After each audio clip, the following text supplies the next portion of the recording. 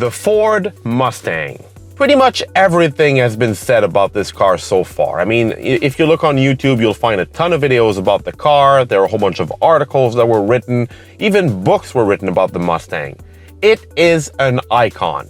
Ever since 1965, it's been the iconic American pony car, and it's always stayed true to its promise, even when it really wasn't all that great. Remember the Mustang 2? A lot of people make fun of that car, but it was still a sales success. What's important to underline about the Mustang is that no matter the kind of era it was sold in, Ford managed to allow the car to adapt to changing times. I mean, there's even a fully electric Mustang now that looks like an SUV. I still don't understand why it wears the Mustang name, but it was a smart move from Ford because the Mach-E sells pretty well. And here we are now with a 7th generation Ford Mustang in a world where its two main competitors, the Chevy Camaro and the Dodge Challenger, are now officially dead, and the Mustang lives on. This is the S650 Mustang. It still comes with a 5-liter V8. It can still be had with a manual transmission. And if that's your fancy, you can also still have it as a convertible. And I'm about to review it. So here's an interesting story about the new Ford Mustang. When Ford unveiled it at the Detroit Auto Show, I was actually at the top of the GM tower for another event, and Ford was unveiling the car outside, and I was looking at the car from the top of the GM tower. And when the articles went online, I went to my computer to check it out, and I remember thinking, why does the new Mustang look like a Chevy Camaro? I didn't really like the way the new S650 Mustang looked. However, I've been living with the car now for an entire week, and I'm starting to appreciate its details even more. Of course, my example is painted in bright yellow, and it's wearing some black wheels. I hate black wheels. I just find it's being too overdone these days, but hey, I'm not going to complain. I have a brand new Ford Mustang GT 5-liter with the Coyote V8 under the hood, manual transmission, rear-wheel drive. So come with me. We're going to explore all the fine details of the 2024 Ford Mustang GT. So the obvious biggest change about the new Ford Mustang is its interior. If you remember the last generation Mustang, it had circular air vents on the top, which I personally really liked. It had the double kind of concave design from, like a throwback to the old 65 Mustang. And you had a small infotainment screen on the bottom. This is completely different. This is now all screen because that's apparently what people want. I mean, I don't want that, but anyway, you tell me. The auto industry is doing this right now. Massive tablet for the dashboard, comprised of 2 large screens, digital instrumentation on the left, infotainment system on the right, and now you have a the HVAC controls are right here on the bottom. Actually, the air vents are there because the HVAC controls are also inside the screen. There's a lot to talk about here. There's a lot of information, a lot to take in. I'll try to make this as brief as possible, but there's also a lot of really neat features in this vehicle, and I will say that Ford makes it quite easy to understand. Yes, at first you do kind of need to sit down with your car, fiddle with it, play with things, adjust or customize it the way you want it, but once you get your head around it, it's actually pretty neat. So, beginning with the instrument cluster right here, I have different types of clusters that I can have. This is the classic one. When I press the little Mustang button right here, it opens up the Mustang menu, which allows me to adjust a whole bunch of things with the car. I like that. I like the fact that I have only one button that allows me to have access to everything. The first feature I find really awesome is right here is the exhaust feature. So I can turn off the exhaust completely. I can put it a bit louder in sport mode or in track mode, and if you gun the accelerator pedal,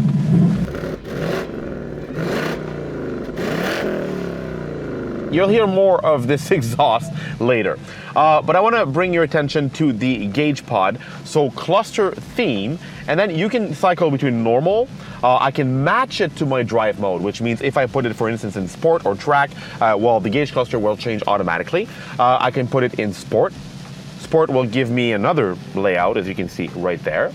I can put it in track mode. Now, track is very similar to the last generation Mach 1, which had the large, digital tachometer on the top. You can also have that in the last generation, at the end of the GT's life cycle. There's calm. Well, that's pretty nice. because what it does is that it deletes basically everything in the dashboard and gives you just a tiny little RPM gauge. It's cute, I like it. It's very handy when you're just, you know, driving home at night and it's raining outside, you just don't want to perform, you just want to cruise. That's a nice gauge. But in my opinion, the coolest one is the Fox Body 87 to 93. And I find it interesting how you just have normal, sport, track, column, and then Fox Body. It's not showing you any other Mustangs but the Fox Body.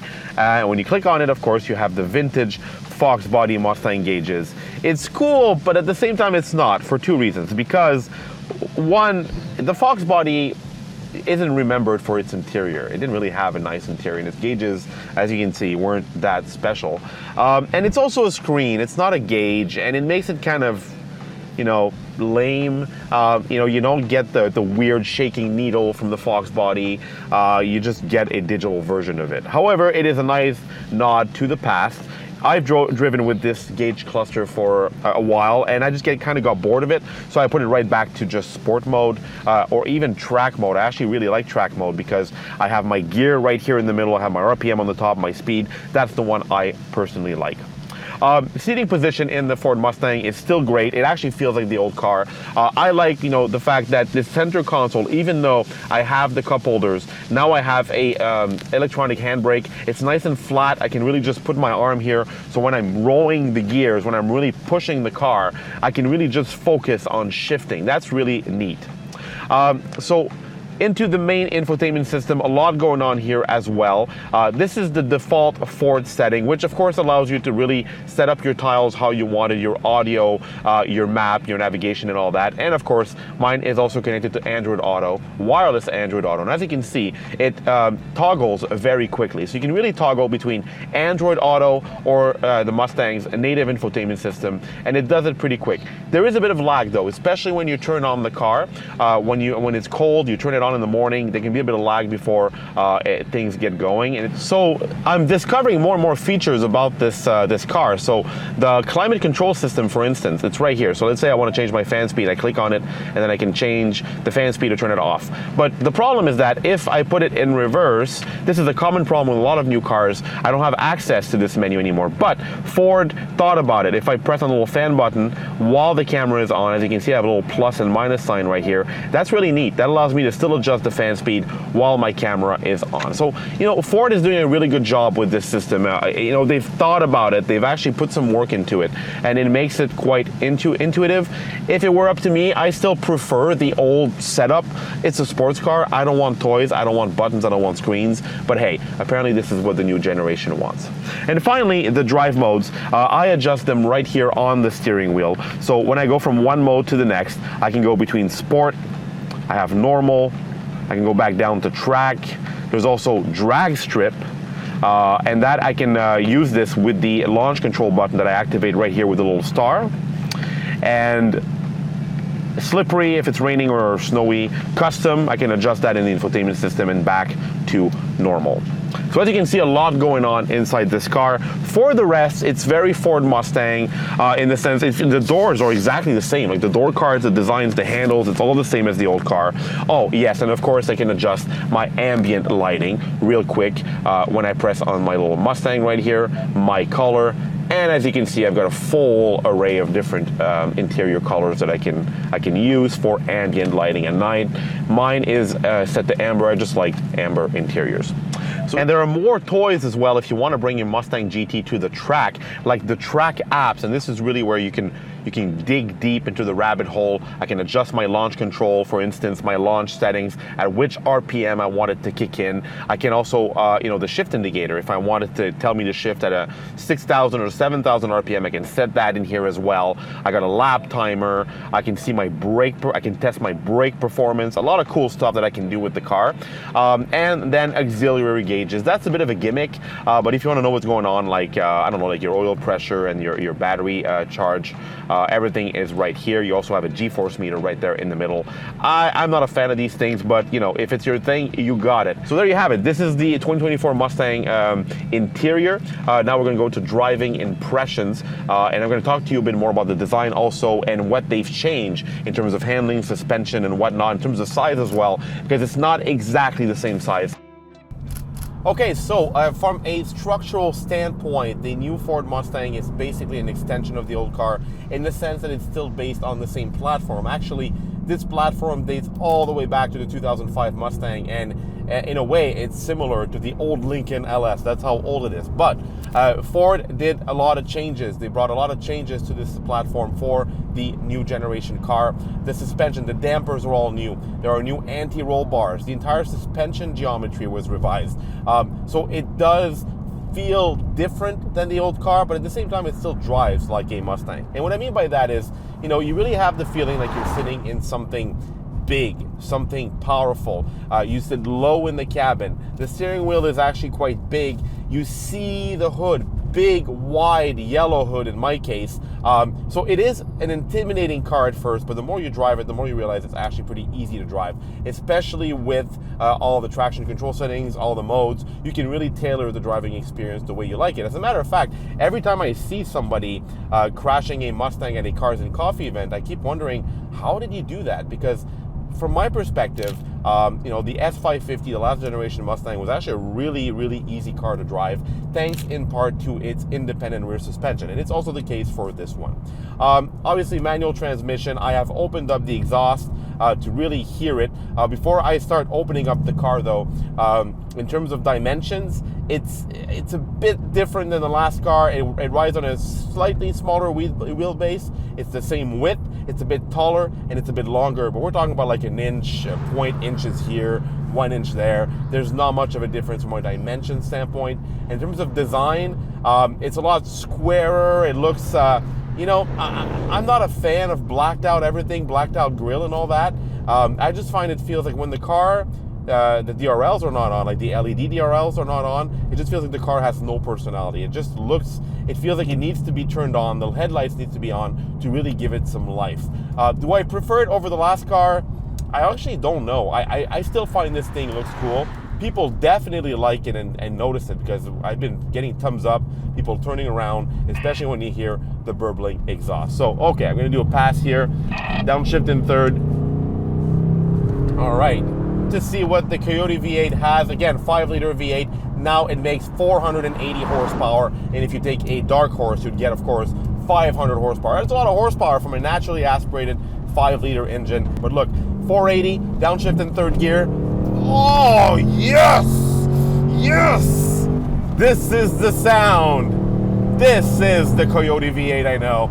It is such a smooth engine. It likes to rev. And it really does everything. This engine has everything. It has the revs, it has the torque, it has the burbles, it has the rasps, it has the bark. Blip the throttle. Oh, beautiful, beautiful sound. So we're gonna try this thing in the corners a bit. I put it in sport mode because I don't want to do a Cars and Coffee event. All right, nice. And you know, it feels a lot more planted down than the old car. The Mustang always kind of felt like the rear was moving around. That was always done on purpose to give it more personality. This one still has that feeling where it's always talking to you. It's always communicating what the rear is doing, but also like it'll put the power down. It'll grip when you really need to. Yeah, this is great. This is such a great driving experience. It feels like an event every time I drive a V8 Mustang. This is really a case of the engine makes the car. One last shot. I got a straightaway in front of me. I got to try it. Downshift in third. And you can really bury this engine. You can put it in fifth and put it in sixth. And if you really want to go casual, turn off the exhaust and you don't hear it anymore. But you want to hear the exhaust. You want to hear the exhaust. So you can activate rev matching. I'm not a fan of that. Basically, the car rev matches for you. I want to do it myself. I just want to blip it. And the clutch pedal is great. The shifter, wow, this is an amazing transmission. And it just, you know, puts in the gears. And that's what you want. When you're pushing a car like that, you want a shifter, you want a transmission, and you want a clutch that they play along and they're there when you need them. Definitely a lot of fun. Mustang lives on.